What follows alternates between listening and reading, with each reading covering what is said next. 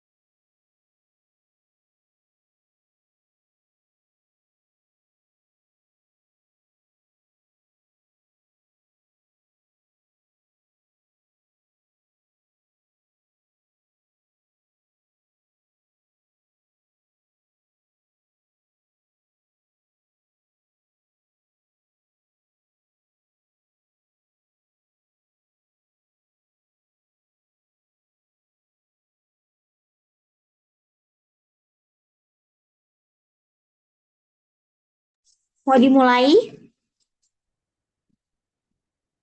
Boleh.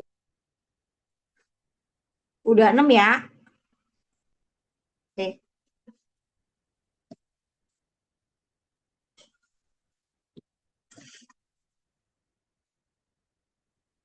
mana nih? Buat cek dulu di grup. Crash, Left, Irfan, terus Mae, mana ada Mae nggak? Iya,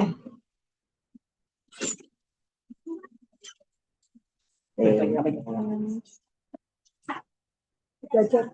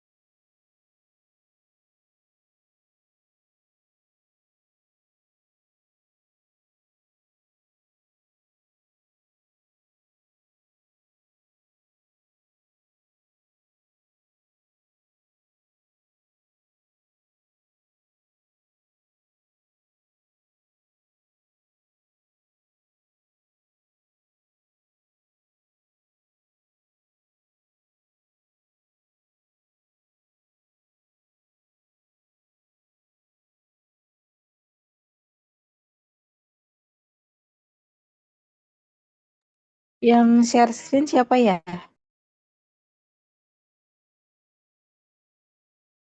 Aku. Yuk, teman-teman, sebelum kita mulai belajar, mari kita berdoa. Semoga dimudahkan dilancarkan untuk belajarnya malam ini. Berdoa dimulai.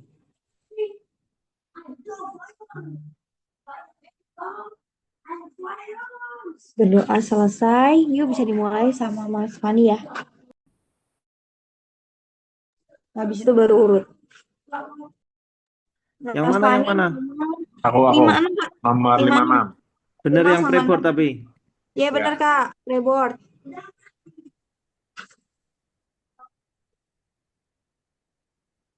oke. Nomor 5. Nah, ini Kencengin Kak soal suaranya. nomor 5. Arthritis Gout sudah on allopurinol 1 kali 300 mg. Sudah pakai colchicine juga, datang dengan keluhan nyeri sendi. Obat yang terapi yang pilihannya apa aja. Nah, ini kemarin next ya. Untuk gout sendiri kan kemarin kita udah bahas ya, kalau pilihan terapi pada serangan akut itu adalah dengan OAIN, colchicine, atau kortikosteroid. Kalau pada pasien ini tadi kan sebenarnya sudah dengan colchicine, jadi sebenarnya untuk terapi serangan akutnya itu sebenarnya sudah ada. Kalau misalnya diberikan terapi adjuvan seperti kompres es atau terapi pada sendi yang terkena itu juga bisa membantu untuk meredakan nyeri. Atau misalnya berdasarkan dari komorbiditas, kontraindikasi, dan preferensi pasiennya itu bisa diberikan terapi yang lain seperti ON atau Udah. kortikosteroid. Terus lanjut next.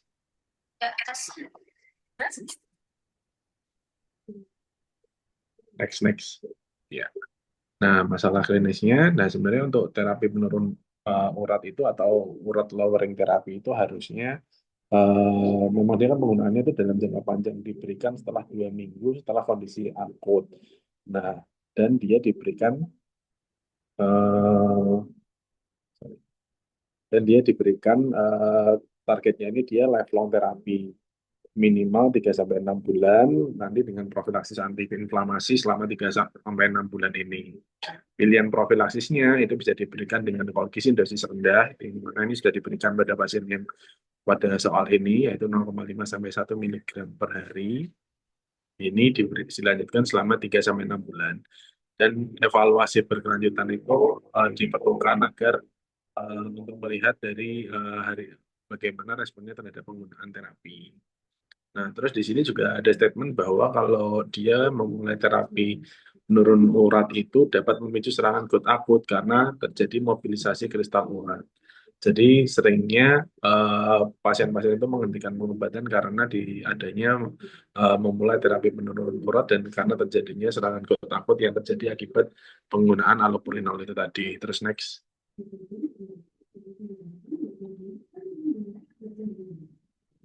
Nah, tata laksana lanjutan. Nah, ini kalau misalnya dia tidak tercapai ya kayak pada pasien ini kan dia udah dengan allopurinol, sudah dengan pengobatan, tapi kalau tidak tercapai harusnya dia pilihannya adalah ganti allopurinol ke fluvoxostat atau sebaliknya dengan memperhatikan profil dari pasiennya itu sendiri. Kalau di sini kan tadi datanya nggak terlalu banyak ya.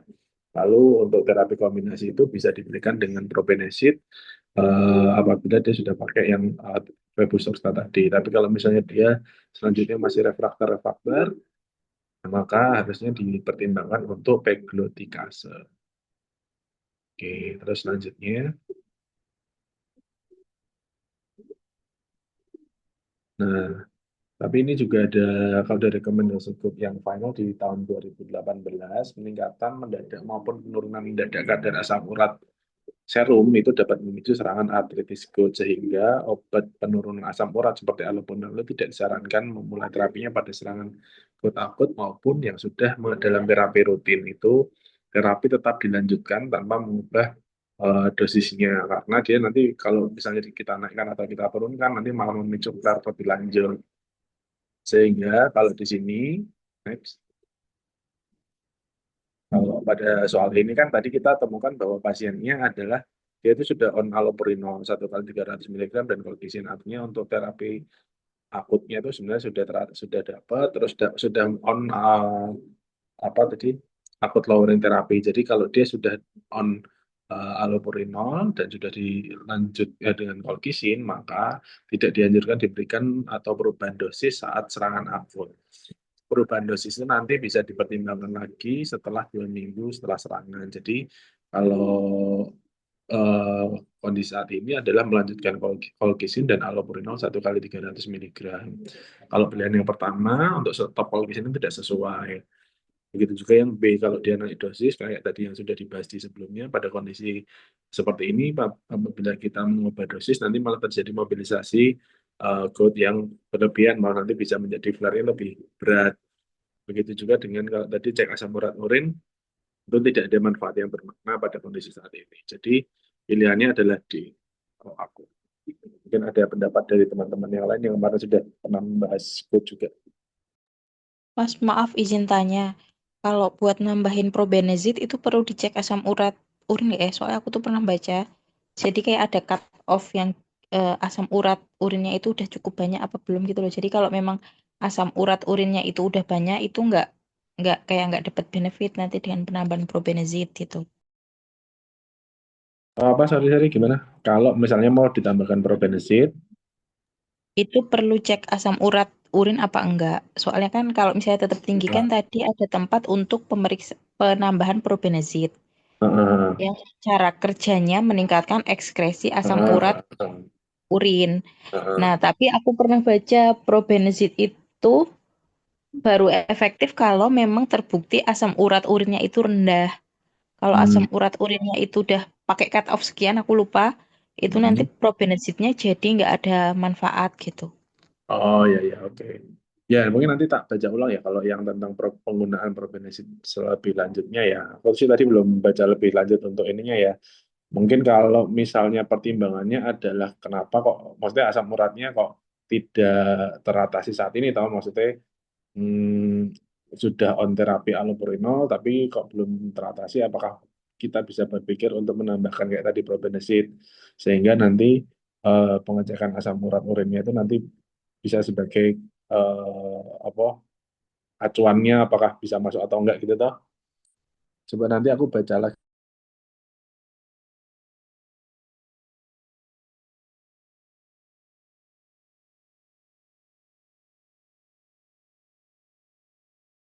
Hilang, Mas Fandinya hilang.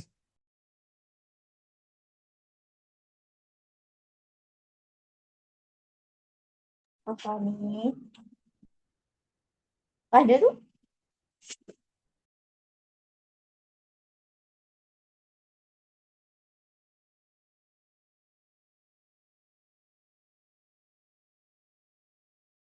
Kalau belum ada tambahan lagi mungkin bisa next selanjutnya. Oke, Next nih. Mas. Ini aku tambahin ya untuk probenesidnya ya. Makasih Mbak Op. Bukan gue karo 6 ya, Mas. 56 Kak. Yo, 6. Soal nomor 6 ini sebenarnya soalnya udah jelas ya, udah ditulis bahkan di sini di pasien perempuan 46 tahun dengan sulit BAB 3 bulan, memberat dalam 3 hari ini, nyeri di seluruh rapang perut setiap 10 sampai 15 menit. Terus tidak ada shock, terus TTV-nya masih dalam batas normal, peristaltiknya kesan Nggak ada. meningkat, Ini ya, Mbak. timannya meningkat di sisi Paret. kanan. Apa? Terus dari abdomen 3 posisi ini yang didapatkan ada partial small bowel obstruction. Tata laksana awalnya apa? Dengan pilihannya demikian. Oke, next. Ini kayaknya kemarin sudah dibahas panjang dan lebar sama siapa ya? Mbak Rosita apa Aida ya? Nggak salah. Itu terkait apa ileus obstruksi yang kemarin kayaknya udah dibahas panjang lebar. Kita nggak usah terlalu, maksudnya nggak mengulangi yang kemarin, tapi kita ngambil poin-poinnya aja. Ini pada pasien dengan konstipasi kronis, dengan nyeri kolik, bising ususnya meningkat, terus sudah jelas dari foto polos abdomennya, ada partial small bowel obstruction. Tidak ada tanda-tanda kegawatan saat ini, peritonitis nggak ada, pneumoperitoneum nggak ada, sepsis nggak ada, muntah hebat juga tidak dikatakan di sini. Sehingga dalam kondisi saat ini, tata laksana awalnya adalah standarnya adalah konservatif. Next. Di mana yang di Nah, kalau dia konservatif, berarti yang harus dilakukan adalah dengan puasa untuk mengurangi distensi dan rangsang peristaltik, lalu berikan infus cairan untuk koreksi hipovolemi dan elektrolit, dan kita dekompresi untuk dekompresi ya, menu dengan tekanan intralomen sama pemberian analgetik. Tapi nanti harus berhati-hati untuk pemberian analgetiknya. Nah, untuk opsi yang lain, konsultasi ke dokter bedah itu tidak saat ini tidak ada indikasi operasi. Kalau misalnya ada strangulasi, ada perforasi, ada peritonitis, nah itu baru kita berpikir untuk ke laparoskopi. Begitu juga kalau yang CT scan abdomen sito non kontras ini mungkin bisa dipertimbangkan setelah kondisinya sudah stabil, bukan prioritas pada saat ini. Lalu juga dengan endoskopi, dengan kemungkinan sampai enteroskopi ini tidak untuk dilakukan pada small bowel obstruction akut, nanti malah bisa beresiko memperburuk distensi atau perforasinya, sehingga jawabannya adalah di puasa, pasang infus untuk hidrasi cairan, pasang infusi untuk dekompresi, dan pemberian analgetik. Demikian, mungkin ada tambahan dari yang kemarin membahas juga soal yang serupa. Lanjut kayak Mas, kemarin udah soalnya. Oke, thank you. Udah kalau gitu next mungkin yang lainnya. Thanks. Aku Udah ya, sih, aku lagi Mas makan. Agi, oh, lagi makan. Ya udah berarti Mbak Anggra nggak ada, Okti berarti. Jen,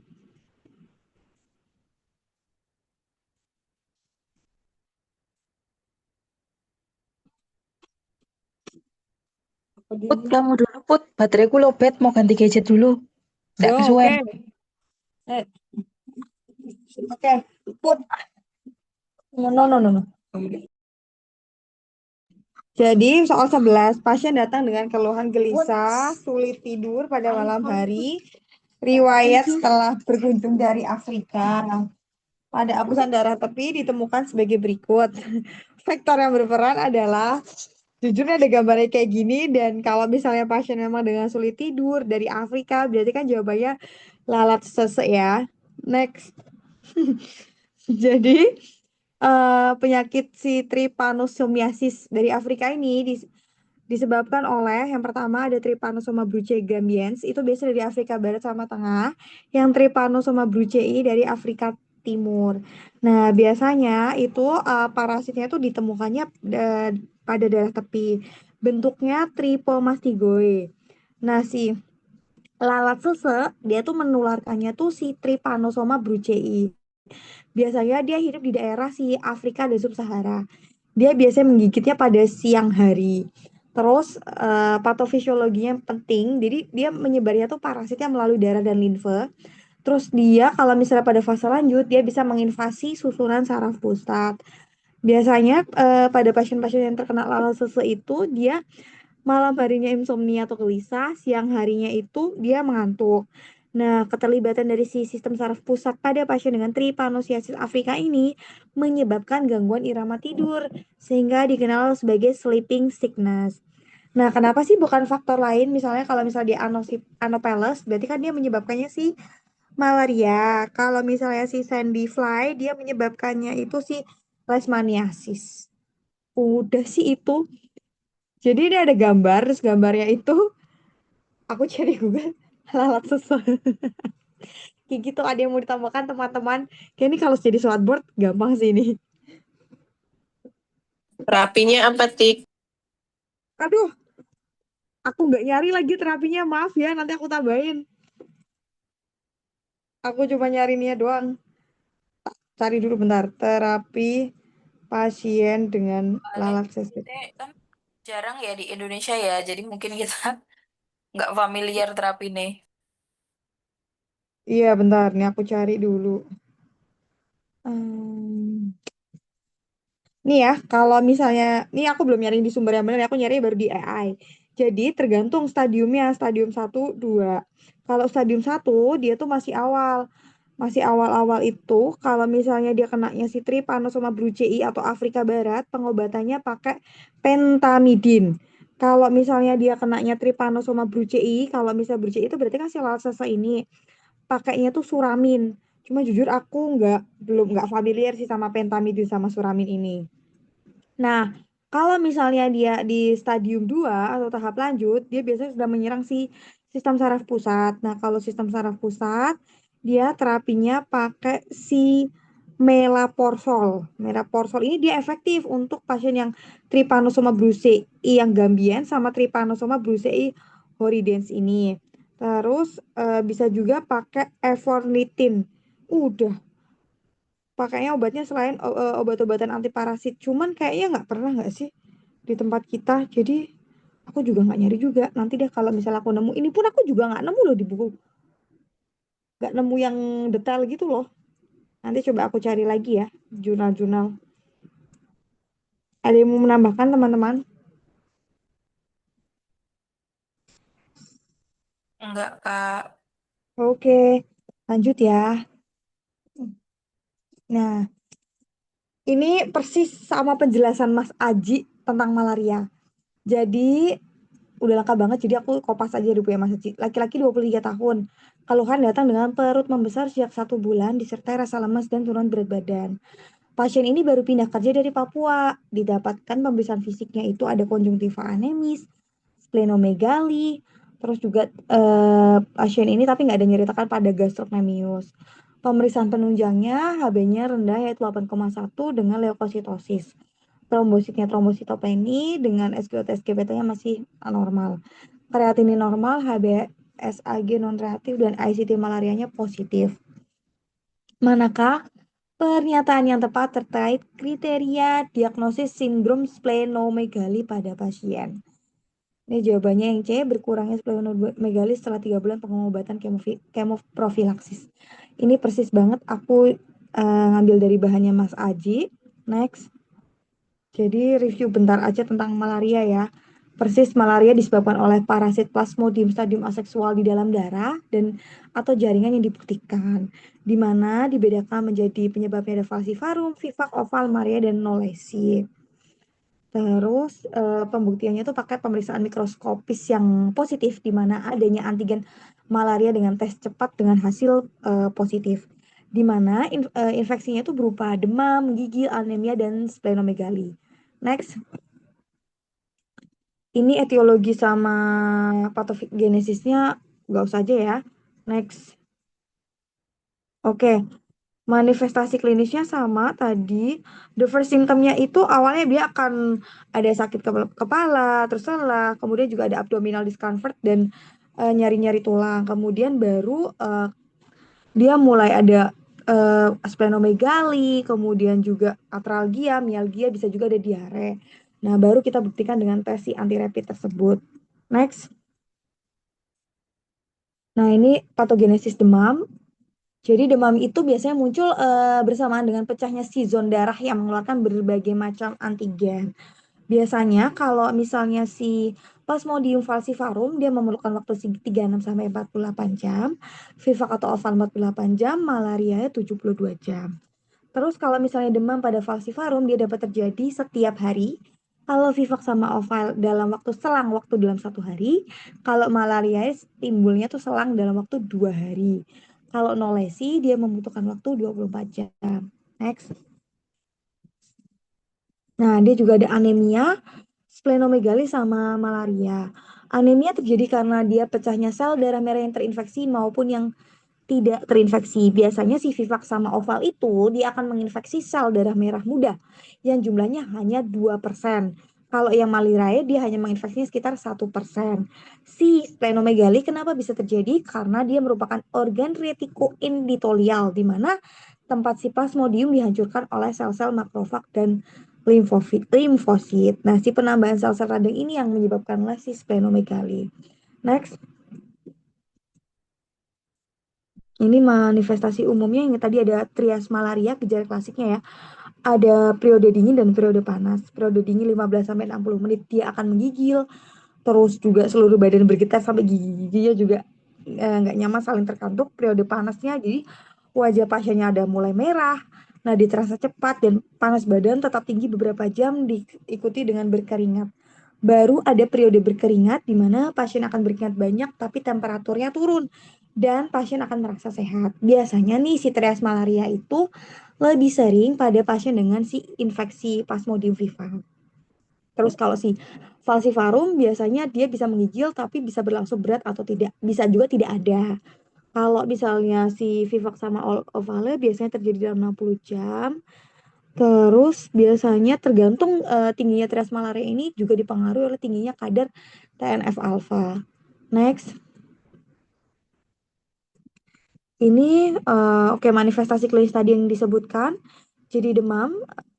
Jadi bentuknya tadi tergantung dari faktor parasitnya, faktor hostnya, dan faktor sosial dan geografi. Jadi kalau misalnya faktor parasit tergantung dari cara invasinya, cara sitoadenos sama rosetting. Kalau penjamunya tergantung dari imunitasnya, genetik, sama kalau misalnya dia hamil tergantung dari usia kehamilannya. Faktor sosial dilihat dari faktor-faktor yang budaya, ekonomi, atau akses mendapatkan pengobatan, di mana dia akan semuanya bermanifestasi klinis di asimptomatik demam, malaria berat, atau bisa menyebabkan si kematian. Nah, ini manifestasi kalau misalnya dia terkena si Plasmodium. Next. Oke, ini klasifikasi malaria, dia bisa asimptomatis, tanpa komplikasi, kondisi khusus atau berat. Eh, Asimptomatis itu biasanya pada penderita yang memiliki imunitas tinggi, sehingga parasit dalam darah tidak memberikan gejala apapun. Pada kasus ini tetap diberikan obat anti malaria. Kalau malaria tanpa komplikasi, dia biasanya pasiennya ini gejalanya bisa klasik atau tidak klasik, tapi tidak ditemukan oleh gejala komplikasi. Next. Oke, nah sekarang kita baca tentang ini karena malaria karena transfusi darah juga ada. Jadi biasanya karena malaria yang terjadi karena transfusi darah dari donor yang terinfeksi, terutama pada daerah yang menggunakan donor komersial. Jadi biasanya seseorang yang pernah mendapatkan transfusi darah setelah 3 bulan akan terjadi demam yang tidak jelas.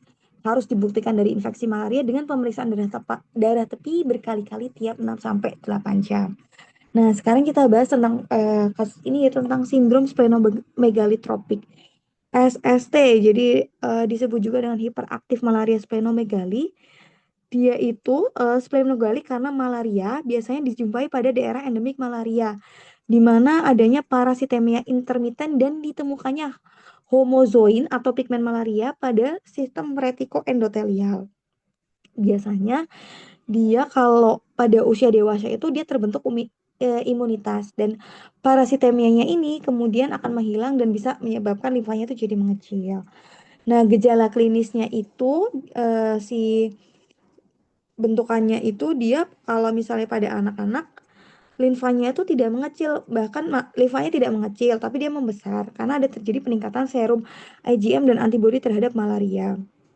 Terus kemudian kalau misalnya ada terjadi sindrom splenomegaly tropis, biasanya dia penurunannya atau perbaikannya itu dari limfa, IgM sama antibodinya tuh setelah 3 bulan pengobatan kemoprofilaksis. Nah, si hipersplenism itu biasanya terjadinya tuh nggak terlalu banyak kasusnya dan memang berhubungan sama besarnya si splenomegaly. Next. Nah, ini komplikasinya. Jadi, komplikasinya itu, oh udah sama kok. Oh udah sama aja, kenapa aku ulang 2 kali ya? Next, Kak. Nah, pengobatannya. Jadi, pemberian kemoprofilaksis dalam jangka waktu panjang, dia bisa menurunkan besarnya si limfa dan imunoglobulin. Nah, splenektomi tidak dianjurkan karena mortalitasnya yang meningkat dan memudahkan terjadinya infeksi. Terus biasanya tanpa pengobatan dengan prognosis yang jelek 50%-nya pasiennya akan dijumpai meninggal pada dalam adalah follow up-nya. Udah sih teman-teman, ada yang mau ditanyakan. Jadi jawabannya tadi, maaf Kak balik ke soal.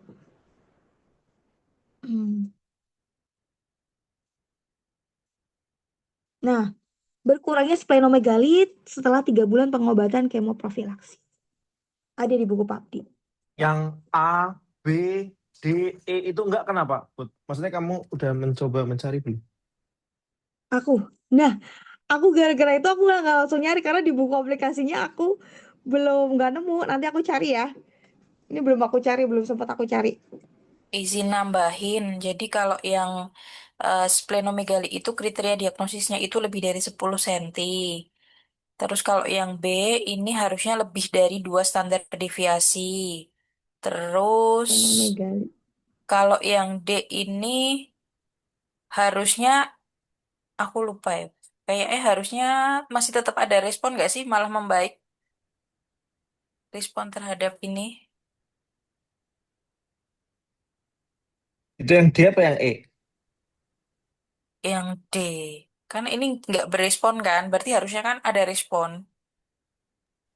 Terus yang E? Kalau yang F malah terjadi penurunan respon imunitas seluler. Oh ya, oke. Berarti splenomegaly-nya 10 cm, IgM-nya lebih, deviasinya lebih dari 2, hilangnya respon malah harusnya respon, peningkatan harusnya penurunan. Ya. Ya,